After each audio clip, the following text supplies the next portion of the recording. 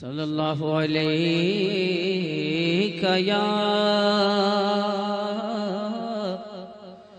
یا رسول اللہ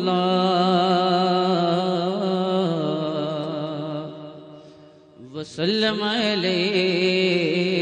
اسلام آدم علیہ السلام سے چلا، لیکن عرب کی سرزمین پر یہ دین ابراہیمی کے نام سے آیا۔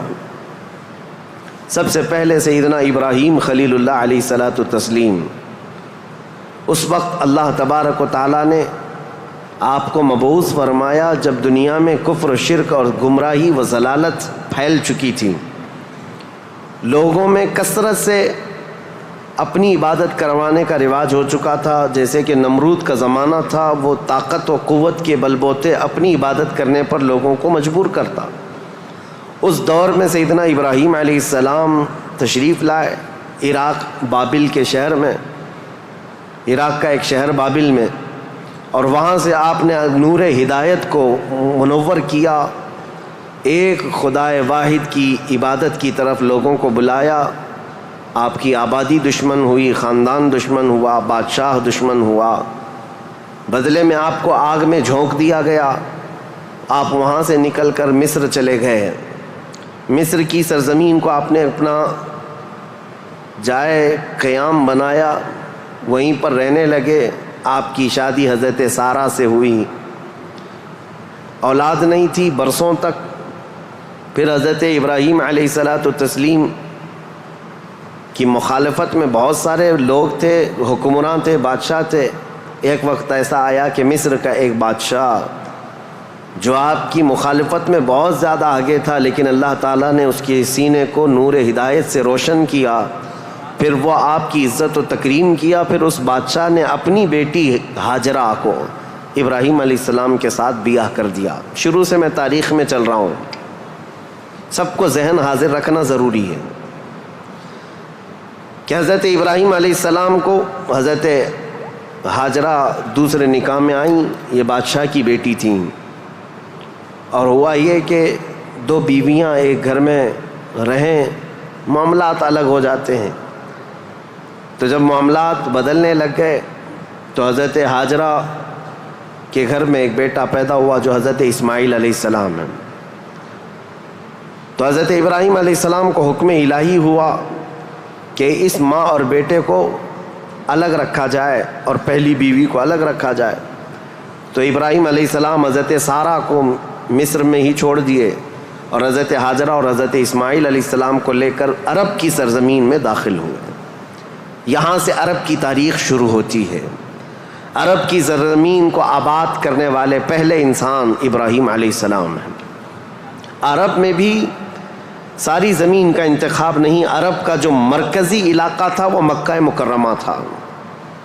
مکہ مکرمہ اور خانہ کعبہ جو آج جہاں پر ہے وہ دنیا کے مرکز میں واقع ہے، سینٹر میں واقع ہے۔ ابراہیم علیہ السلام وہاں تشریف لائے۔ اس وقت کوئی آبادی نہیں تھی، کسی کا گھر نہیں تھا، کوئی مکان نہیں۔ خانہ کعبہ پرانی شکل میں جو فرشتوں کا بنایا ہوا، آدم علیہ السلام کا بنایا ہوا، نوح علیہ السلام کا بنایا ہوا مٹی کی شکل میں موجود تھا۔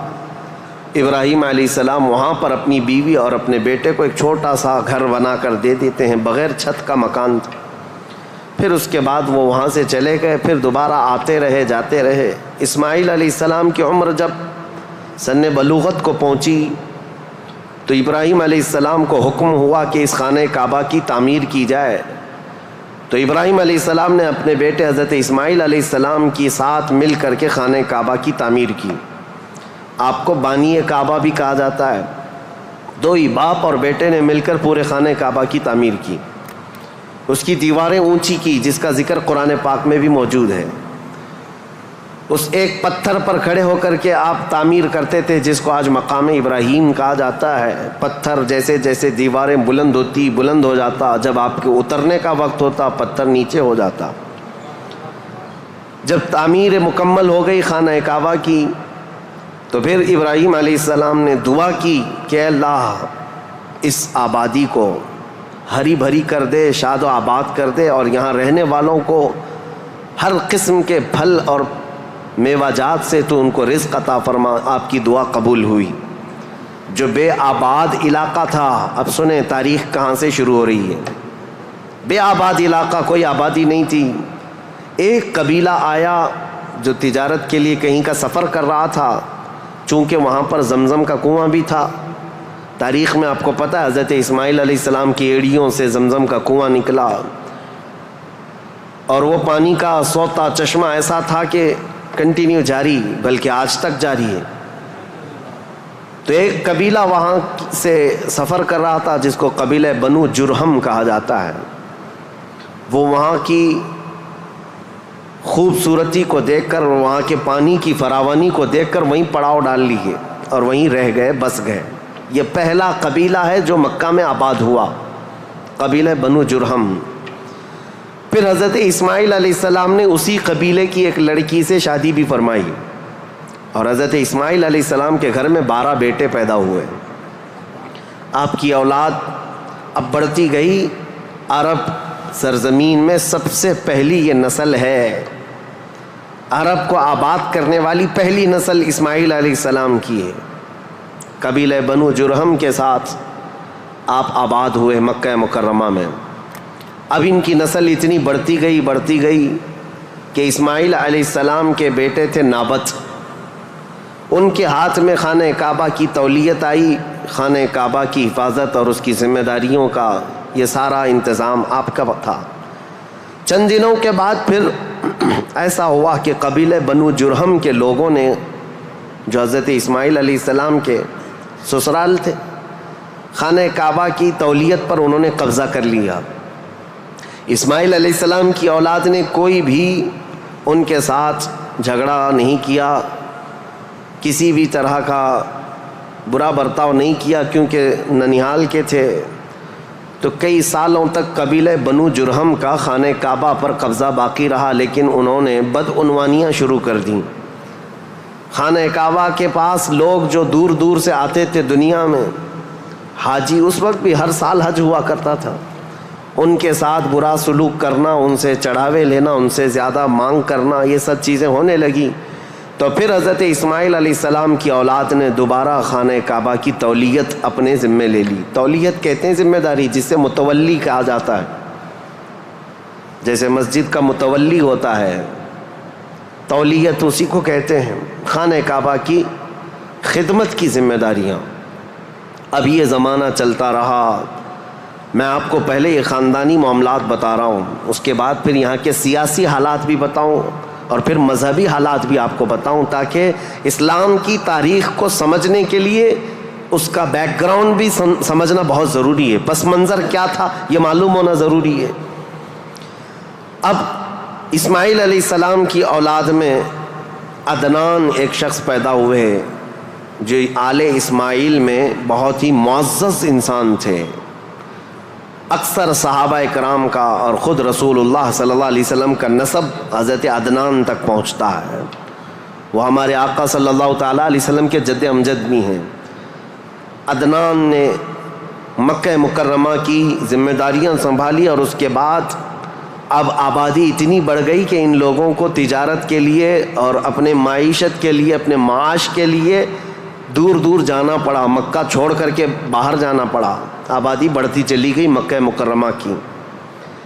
اور اس کے بعد زمانے کے صبح شام گردش لیل و نہار جس کو کہتے ہیں، آتے گئے ایسے کہ آل اسماعیل علیہ السلام کی اولاد کا قبضہ یا ان کی خدمت کا معاملہ خانہ کعبہ پر ڈھیلا پڑتا چلا گیا.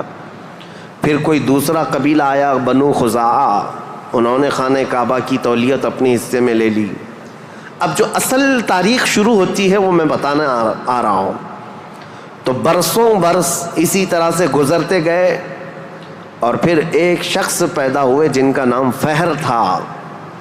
یہ اسماعیل علیہ السلام کے اولاد میں فہر نام ہے.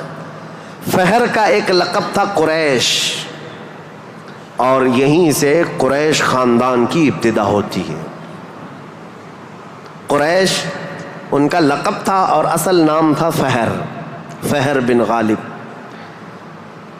تو حضرت فہر جو رسول اللہ صلی اللہ علیہ وسلم کے پردادا ہوتے ہیں، یہ پیدا ہوئے اور ان کی اولاد ہوئی.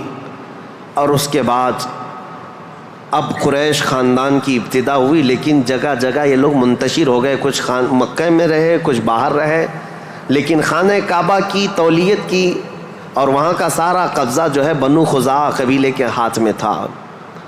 پھر زمانہ بدلتا ہوا یہاں تک پہنچا کہ اسماعیل علیہ السلام کی اولاد میں یعنی قریش خاندان میں ایک شخص پیدا ہوئے جن کا نام قصی تھا۔ یہ تاریخ کے بہت اہم آدمی ہیں، بہت اہم ترین شخصیت ہیں قصی۔ ساری سیاست عرب کی وہیں جا کر ختم ہوتی ہے۔ قصی ایک کلاب کے بیٹے تھے، لیکن ایسا ہوا کہ باپ کا انتقال جلدی ہو گیا۔ قصی جو ہے بنو عزرہ قبیلے میں ہی پرورش پائے اپنے ننیال میں۔ جوان ہوئے تو آپ کو بتایا گیا کہ تمہارا خاندان تو اسماعیل علیہ السلام کا خاندان ہے اور خانہ کعبہ کے وہ ذمہ دار رہے ہیں، متولی رہے ہیں۔ تو وہ اپنے ننیال کو چھوڑ کر کے جب مکہ آئے تو قصی یہ جوان تھے، بھرے جوان تھے۔ آتے ساتھ ان کے اندر وہ ہنر تھا، پیشانی میں وہ چمک تھی کہ جو دیکھتا دیکھتا رہ جاتا۔ ظاہر سی بات ہے وہ چمک کسی اور کی نہیں تھی، وہ نور مصطفیٰ کی تھی۔ قصی نے آتے ساتھ ہی لوگوں کو اپنی طرف مائل کر لیا، لوگ جوق در جوق قصی کے گرویدہ ہو گئے۔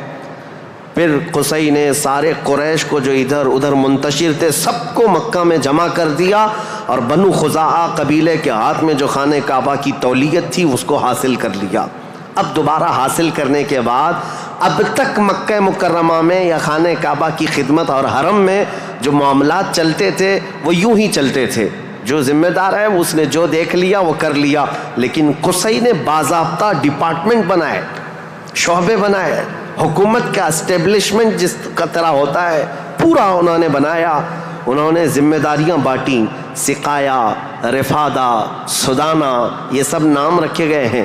یعنی انہوں نے شعبے ایسے بانٹ دیے، ڈپارٹمنٹ تبدیل کر دیے گئے کہ یعنی کئی قبیلوں کو جمع کیا مکہ میں اور کہا جب کبھی کہیں جانے کی ذمہ داری ہوگی، جھنڈا اٹھانے کی ذمہ داری، وہ ایک بہت اہم ذمہ داری ہوتی تھی، وہ ایک قبیلے کو سونپ دیا۔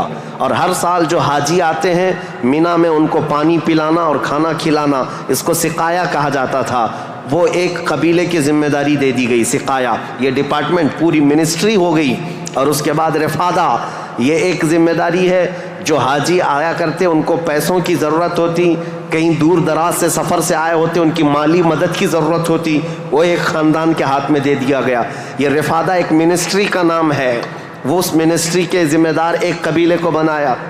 پھر اس کے بعد سدانہ، خانہ کعبہ کی حفاظت، اس کے غلاف کو تبدیل کرنا، اس کی چابی کی ذمہ داری، اس کو کھولنا بند کرنا، اس کی صفائی کرنا، وہ بھی ایک قبیلے کے ذمے میں دے دیا۔ وہ باضابطہ ایک منسٹری بنائی گئی، ایک وزارت تھی، اور اس کے علاوہ تقریباً انہوں نے 26 منسٹریاں بنائی تھیں، شعبے بنائے تھے۔ کون؟ حضرت قصی۔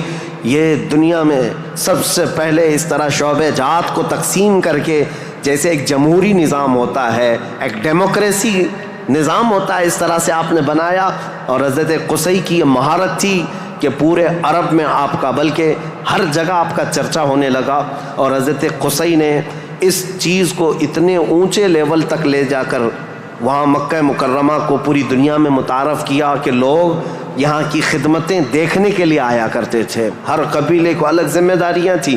یہ تاریخ ہے۔ اس کے بعد قصی جلدی ہی انتقال کر گئے، حالانکہ ان کو زیادہ وقت نہیں ملا، ان کا زیادہ وقت نہیں تھا۔ ان کی شادی ہوئی، شادی ہونے کے بعد ان کے گھر جو بیٹے پیدا ہوئے ہیں وہ 2 بیٹے تھے، ایک عبد الدار اور ایک عبد مناف۔ قصی نے اپنی ساری ذمہ داریاں، اپنی جانشینی عبد مناف کو دے دیا۔ عبد مناف یہ بہت ہی پاکیزہ اخلاق کے انسان تھے اور لوگوں میں بہت ہی معزز تھے، مکرم تھے۔ عبد مناف کے ذمے میں جو کام آئے تھے وہ جس طرح ان کے باپ قصی نے بانٹے تھے۔ اس کے بعد عبد مناف کے بیٹے پیدا ہوئے جو عرب قبیلوں میں نہیں، قریش خاندان میں سب سے افضل انسان سمجھے جاتے تھے، وہ حضرت ہاشم ہیں۔ ہاشم، ان کا لقب ہاشم اس لیے تھا کہ یہ اتنے فیاض تھے، اتنے سخی تھے کہ اپنا مال کا اکثر حصہ پورا حاجیوں کو کھلانے میں تقسیم کرتے تھے۔ ایک بار عرب میں قحط پڑ گیا تھا، لوگ بھوکے تھے اور لوگوں کے پاس مال و دولت کی کمی بہت زیادہ آ گئی، تو حضرت ہاشم نے سال بھر روٹیوں کے ٹکڑے کر کے ان کو شوربے میں ڈبو کر لوگوں کو پیٹ بھر کر کھلاتے تھے، اس لیے آپ کا لقب ہاشم ہوا۔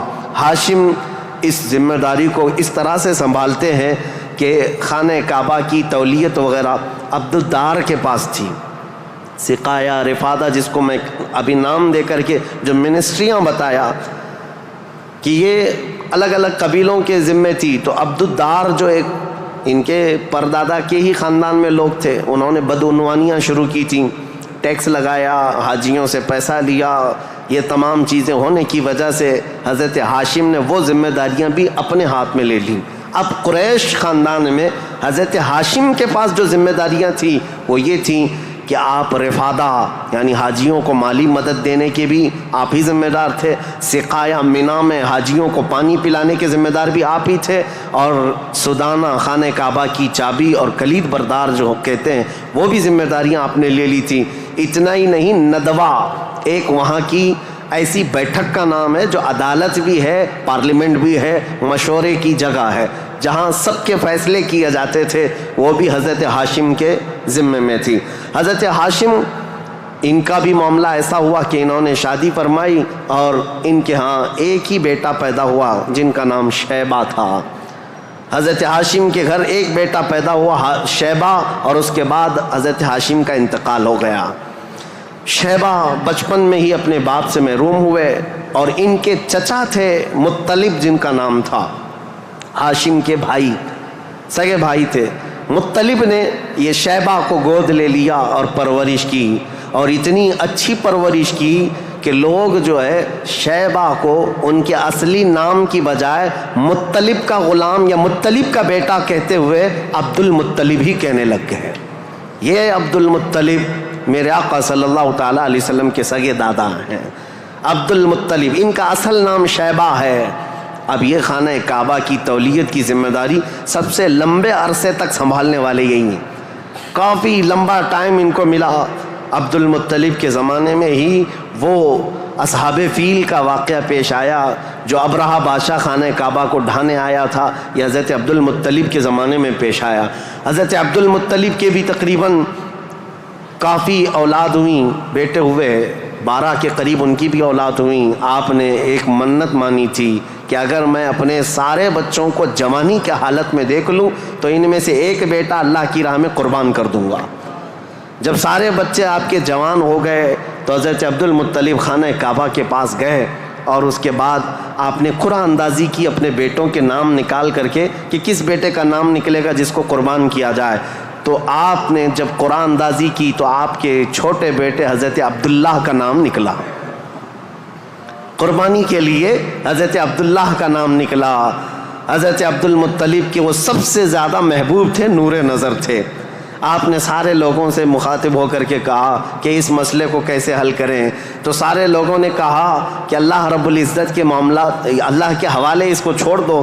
پھر آپ نے خواب میں دیکھا کہ اس کا معاملہ ایسا ہے کہ اپنے اس نور نظر محبوب بیٹے کی قربانی کی بجائے ان کی جگہ 100 اونٹ قربان کر دیے جائیں، تو 100 اونٹ قربان ہوں گے لیکن آپ کے بیٹے کی قربانی بھی مان لی جائے گی کہ آپ نے بیٹے کو بھی قربان کیا۔ آپ نے حضرت عبداللہ کی جگہ پر 100 اونٹ قربان کیے۔ اسی لیے تو میرے آقا صلی اللہ علیہ وسلم نے ایک حدیث میں فرمایا ہے، انا ابن الذبیحین، اے لوگوں میں 2 ذبیحوں کا بیٹا ہوں۔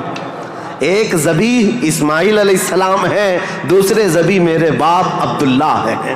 یہ رسول اللہ صلی اللہ علیہ وسلم نے فرمایا کہ اب یہ حضرت شیبہ عبد المطلب، حضرت عبد المطلب جو خانہ کعبہ کی تولیت کو سنبھالتے رہے، یہ تاریخ یہاں تک آئی۔ آل اسماعیل ہیں، یہ اسماعیل علیہ السلام کی اولاد۔ تاریخ کو میں نے شروع کیا تھا حضرت ابراہیم علیہ السلام سے، پھر اب حضرت عبد المطلب رضی اللہ تعالیٰ عنہ خانہ کعبہ کی تولیت سنبھالتے رہے۔